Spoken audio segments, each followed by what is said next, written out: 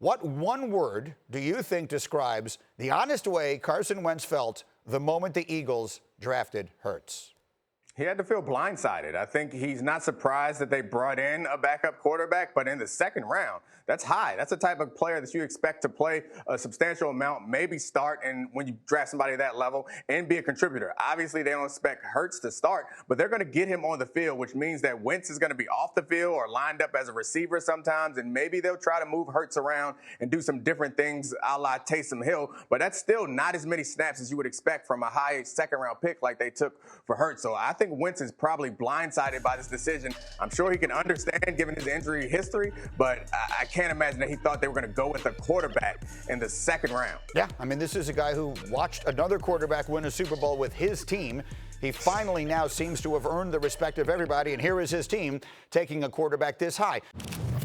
He's one concussion away from it becoming a very serious issue in Philadelphia. He's going to be 28 years old. He hasn't played in a meaningful playoff game in his career.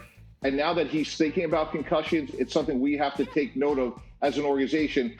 And just so we have a sense of where we're going in the sport, most teams now have a traditional scouting form, which has all the orthopedic injuries. But now most teams have a separate column in terms of concussions coming out of the college ranks. So everyone's taking note of it. And when your star quarterback says it, it really impacts your thinking because, you know, if he's saying it publicly, he's thinking about it privately. Yeah, Domonique, if you're a teammate and you hear your quarterback or anybody say that, does it sort of set off a little alarm for you? No, I mean, I think him saying it publicly is just letting us in on something that all players are thinking about. You can't be a professional football player in this day and age and not have some concern for what it's doing to your brain and not being completely sure about that and being comfortable with it. I don't think it would give me any pause as an executive any more than I would have otherwise. And I think Carson Wentz kind of the things outside of his brain, that injury history would concern me. The fact that he seems to have trouble finishing the season, I think would be more concerning than the head injury stuff. They asked him a question about it. He answered it honestly. I think that's fine.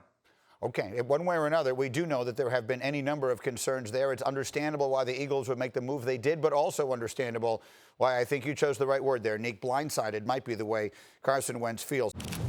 He says he wants to win now, and we're here to do whatever can help us win now. Getting a backup quarterback is not going to help you win now. And even if you think that there are certain packages for Jalen Hurts, those packages would end up taking their best player, which is Carson Wentz, off the field or having him line up as receiver or something like that. If you're going to put Jalen Hurts at H-back or try to do some sort of Taysom Hill type situation, that's not guaranteed to help this team. I think they need to do what they can to support Carson Wentz, and bringing in a backup quarterback isn't necessarily going to do that. Guys, I want to skip the other piece of what we're going to do here and go back to Mike Tannenbaum on that thought. Do you believe, Mike, that the Eagles drafted Jalen Hurts with the mindset that he is going to become their starting quarterback at some point?